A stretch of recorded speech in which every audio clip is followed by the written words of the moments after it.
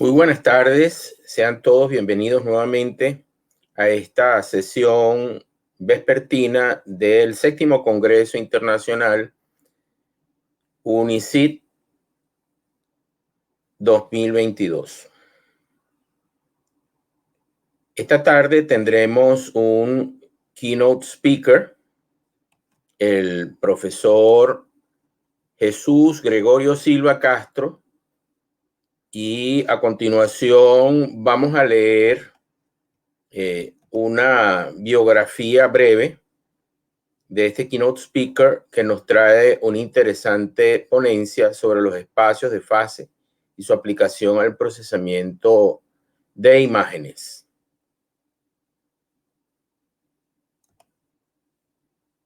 El profesor Jesús Gregorio Silva Castro, entre sus estudios, es un ingeniero electrónico con más de 25 años de experiencia en investigación y desarrollo en procesamiento de señales e imágenes, sistemas embedidos e integración de hardware con firmware y software.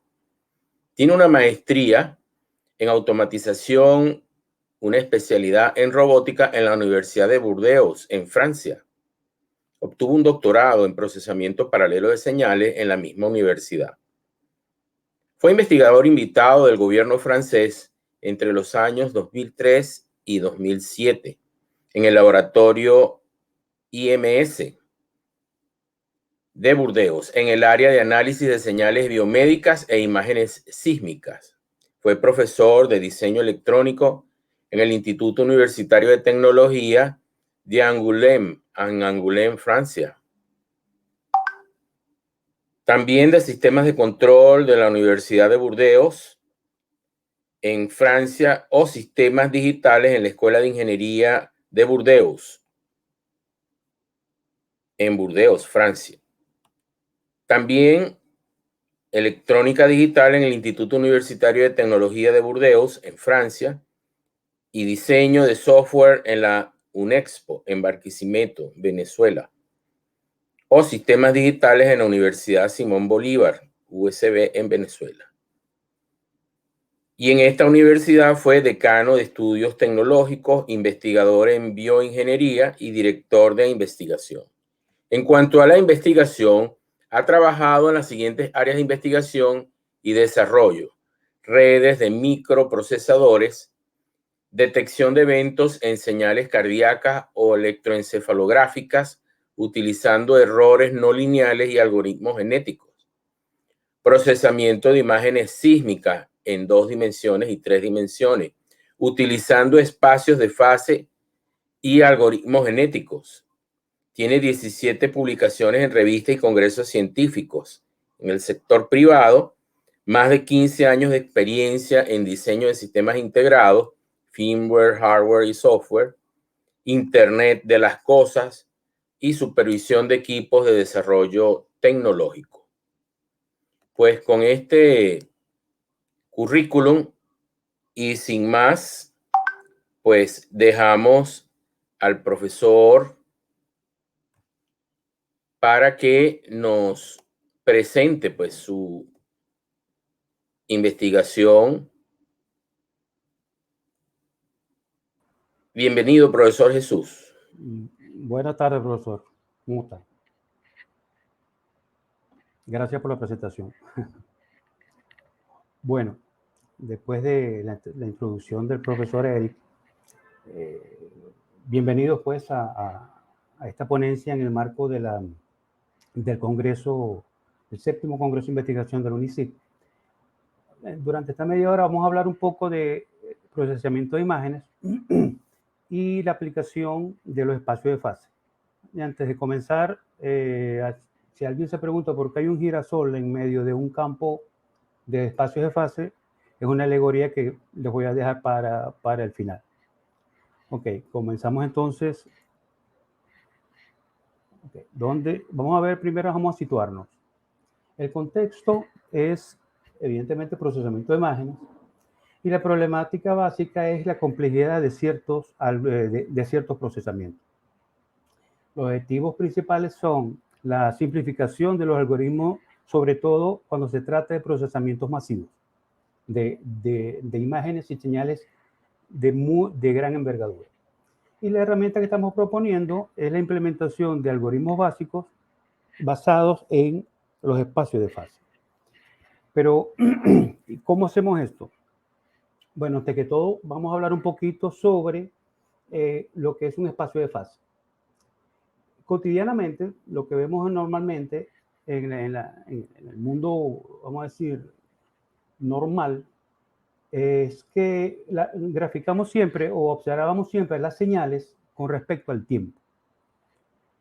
Pero también podríamos, por ejemplo, graficar dentro de un mismo sistema, graficar una variable de ese sistema con respecto a la otra. El tiempo evidentemente está implícito, pero no se observa en la gráfica. Entonces, el objetivo es obtener información del sistema viendo la relación entre sus variables. Y para eso vamos a dar un pequeño ejemplo, el ejemplo básico clásico del péndulo, una masa que cuelga de un brazo con longitud de L rígido, y si nosotros soltamos esa masa, él va a empezar a oscilar hasta llegar a un punto de equilibrio. Si yo me digo, bueno, yo voy a graficar la velocidad angular con respecto al ángulo, yo voy a obtener algo que es esta especie de remolino que tenemos acá. Si yo lo suelto, independientemente de donde yo suelte la esfera, vamos a tener una convergencia de ese sistema hacia un punto que es lo que se llama un atractor en espacio de fase. Entonces, fíjense que independientemente de dónde lo soltemos, nosotros vamos a tener siempre una trayectoria hacia ese punto de atracción. Ok, ahora ya que tenemos un concepto de espacio de fase, vamos a ver cómo se aplica eso en la vida real. Tomemos una señal electrocardiográfica, la derivación V2, y tracemos la derivada de esa señal con respecto a su amplitud. Y por capricho de la naturaleza, resulta que esta imagen tiene forma de corazón, para que ustedes vean que a veces la naturaleza nos da ciertas sorpresas. Bueno, entonces esta gráfica es lo que nos dice cómo se relacionan las dos variables que tenemos en este caso, derivada y amplitud. Ahora vamos a ver lo mismo, pero con una parte de la señal que tiene ruido y perturbaciones. Si yo trazo la misma gráfica, voy a obtener esto que estamos viendo acá. Identificamos que la señal, que la forma original está, pero perturbada por ruido y todas las perturbaciones que tiene pues una señal electrocardiográfica normal. Bueno, y aquí estamos evidentemente evidenciando que hay una inestabilidad en la señal con respecto a la primera que observamos. Ok, ahora en imágenes. ¿Qué pasa con imágenes? ¿Cómo podemos aplicar los espacios de fase? Bueno, supongamos que aquí tengo una imagen sintética donde la componente vertical es una componente sinusoidal con una frecuencia dada. Si yo me digo, yo voy a tomar un píxel, el nivel de un píxel, y lo grafico con respecto a otro, es decir, tomo la gráfica del píxel que está al sur, que lo llamo GS, y lo grafico contra el nivel de gris del píxel central. A través de toda la imagen voy a obtener una elipse, y esta elipse me representa, en cierta manera, representa esa información sobre la frecuencia que tenemos acá. El eje menor de esta elipse es una proporción de esa frecuencia. Ahora, ¿qué pasa si introducimos más frecuencias? En la imagen de la izquierda tenemos dos componentes frecuenciales y podemos ver que hay dos lazos, uno embebido en el otro. Si colocamos tres componentes, tenemos que estamos viendo los lazos se van multiplicando se van incrementando con el número de componentes, y si tenemos 4, vemos que el espacio de fase se hace mucho más complejo dado que la información frecuencial aumentó. Ahora, bueno, en una imagen tenemos una dinámica que depende de la región. Por ejemplo, si tomamos el espacio de fase de la mitad superior, que tiene un motivo definido, esta también es una imagen sintética, y luego tomamos el espacio de la mitad inferior con un motivo ligeramente diferente, vamos a obtener un espacio de fase de la imagen global, a la imagen total, como una superposición de esos espacios. O sea, cada parte de la imagen tiene un espacio de fase, los cuales se superponen cuando tomamos el espacio de fase de la imagen completa. Entonces, esto nos va a cambiar el punto de vista. ¿De qué forma? Supongamos que yo grafico uno de sus vecinos con respecto a un píxel central. Y eso lo hago para toda la imagen. Y obtengo un espacio de fase como el que tenemos acá. Ahora, grafico ahora el valor diferencial entre los píxeles, que sería equivalente a primera derivada, y encontramos esta forma que está acá. Y si grafico la segunda derivada con respecto al valor del píxel, estamos obteniendo esto. ¿Por qué hablamos de punto de vista? Porque estamos viendo el sistema, un solo sistema lo estamos viendo por diferentes ángulos, dependiendo de las variables que ponemos en juego. Es decir, no, en este caso estamos tomando 2, pero podrían ser 3, 4 o 5, no importa el número de variables. Estamos cambiando vamos a decir, entre comillas, la visual que tenemos sobre el sistema. Bueno, ahora en aplicaciones en imágenes, vamos a hacer un pequeño ejercicio. Supongamos que yo digo, tengo una imagen como esta que está acá y grafico el valor diferencial de uno de los vecinos con respecto a un píxel central en toda la imagen. Obtengo una nube de puntos por acá y utilizando los análisis de componentes principales, por ejemplo, puedo obtener lo que se llama una elipse característica. ¿Okay? Vamos o menos que nos da la dinámica promedio de esta imagen, lo podemos decir así.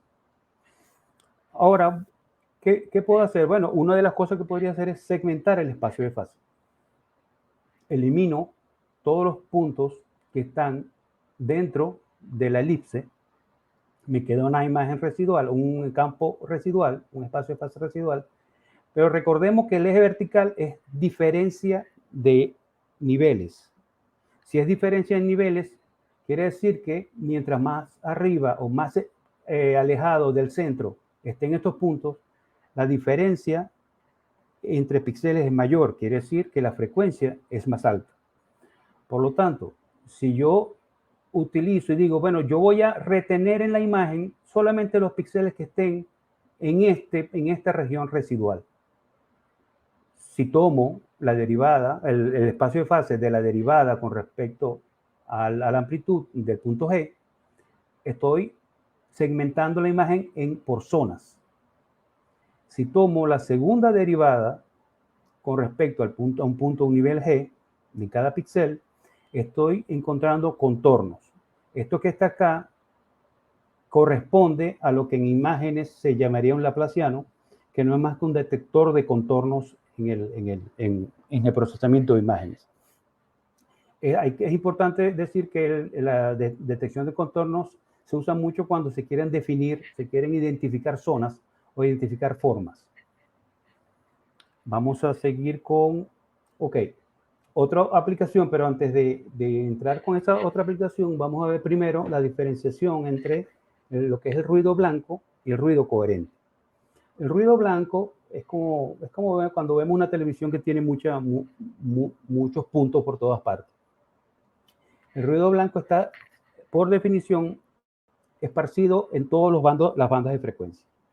Supongamos que yo tengo en esta esta gráfica azul, corresponde a las frecuencias que están en la imagen que me interesan como información importante. Si yo quiero filtrar esta imagen, filtro las altas frecuencias y las bajas frecuencias y voy a poder recuperar una gran parte de mi información.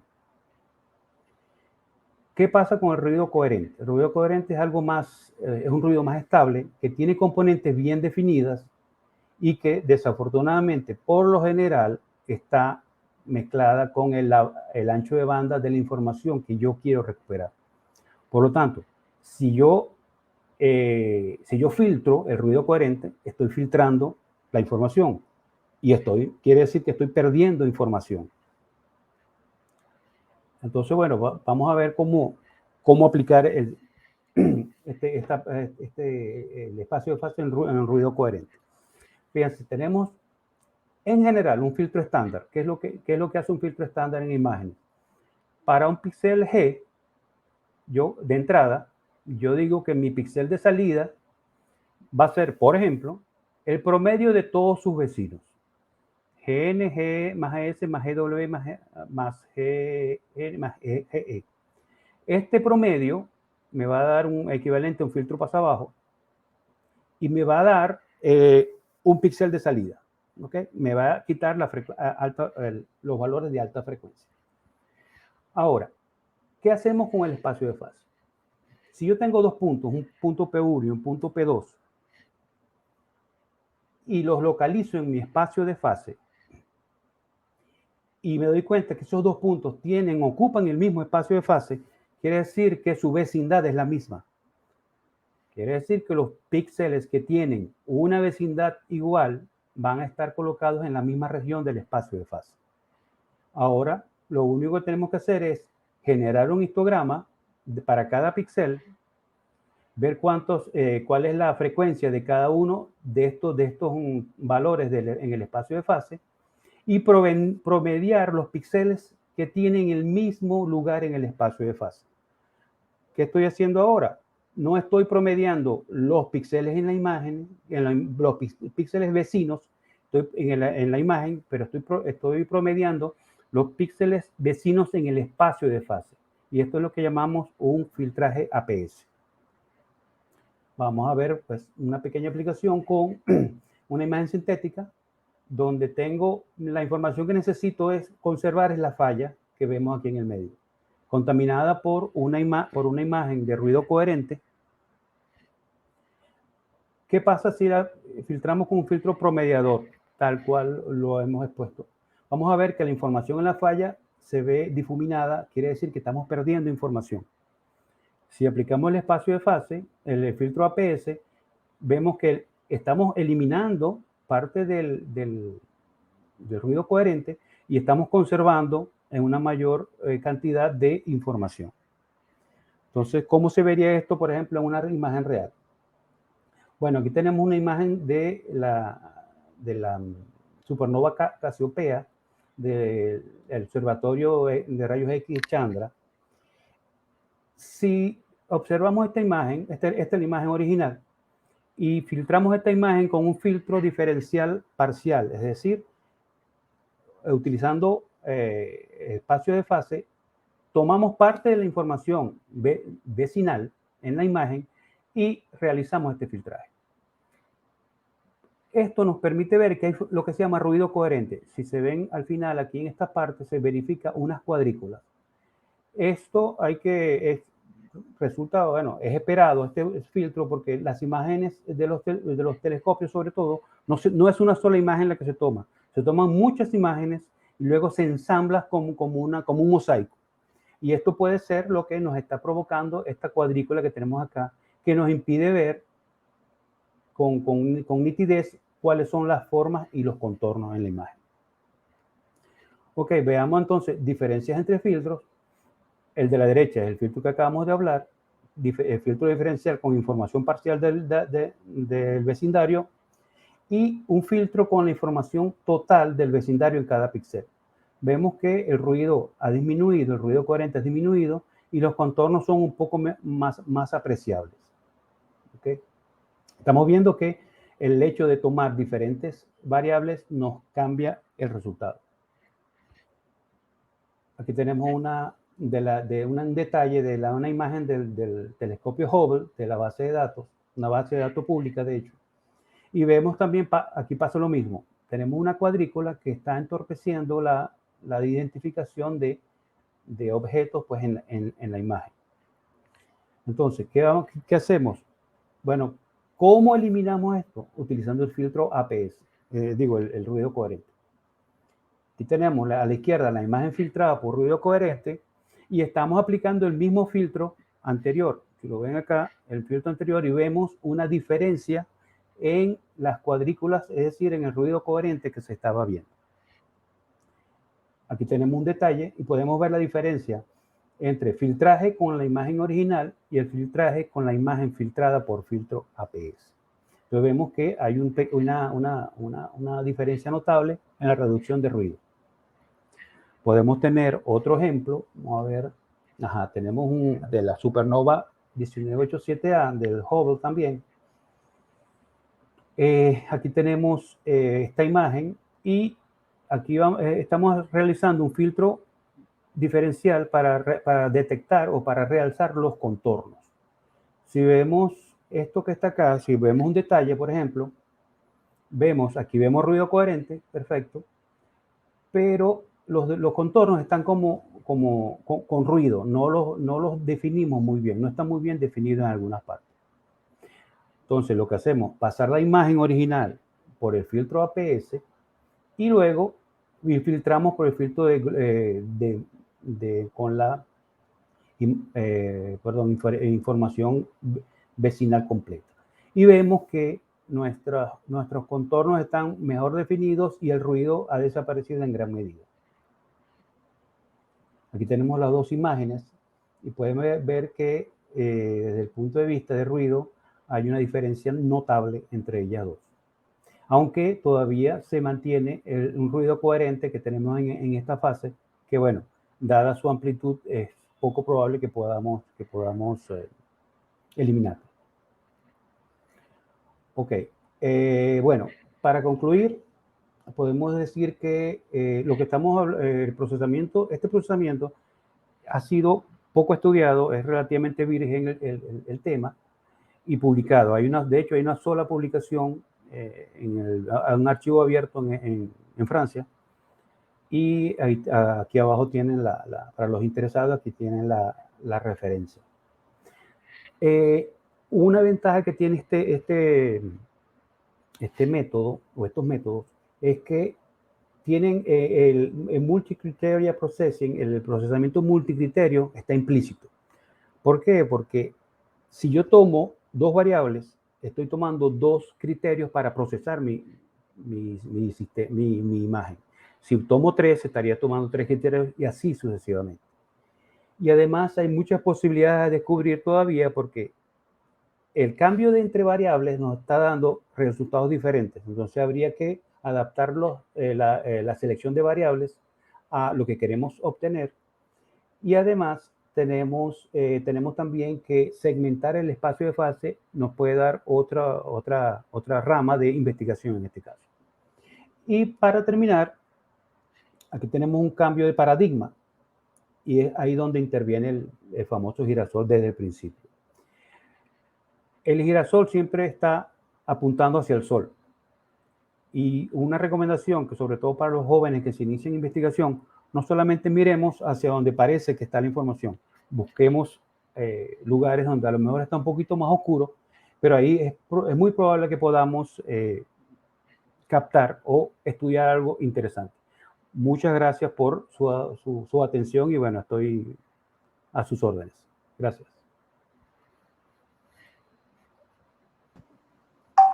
Excelente, profesor Jesús. Gracias.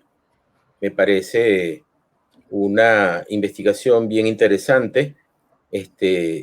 Yo le preguntaría qué otras aplicaciones le ve, por ejemplo, en el campo de la medicina, de la imagenología, para, por ejemplo, lo que son imágenes hechas al cuerpo humano, a distintos fenómenos en donde a lo mejor la precisión de la imagen puede marcar la diferencia, por ejemplo, un aneurisma o algún otro fenómeno de células anormales dentro del cuerpo en algún órgano.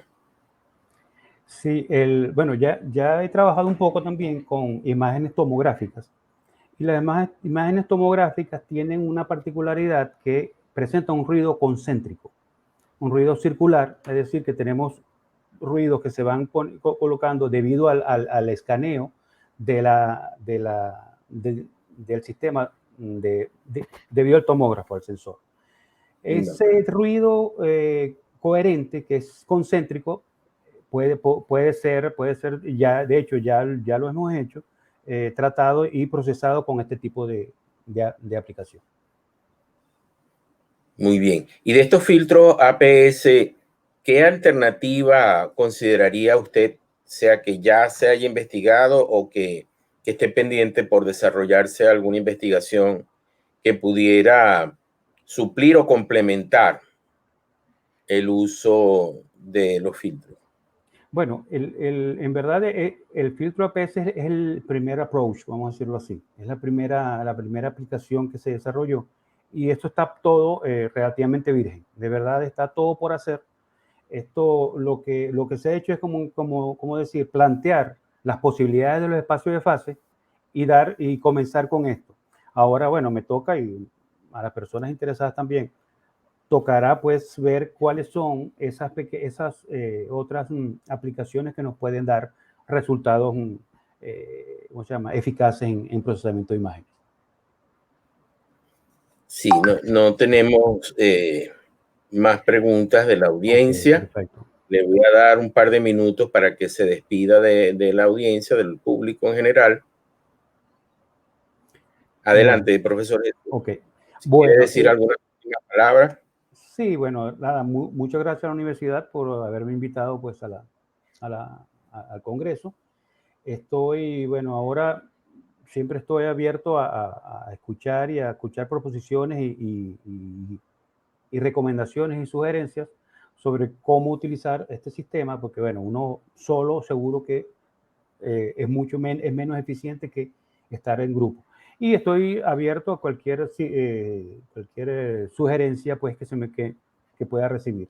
Muchas gracias de verdad por haberme invitado y espero que haya sido de su agrado. Hasta luego. Gracias a usted por su ponencia y estoy seguro que de la audiencia habrá llamado la atención la técnica recomendada. Ok, muchas gracias.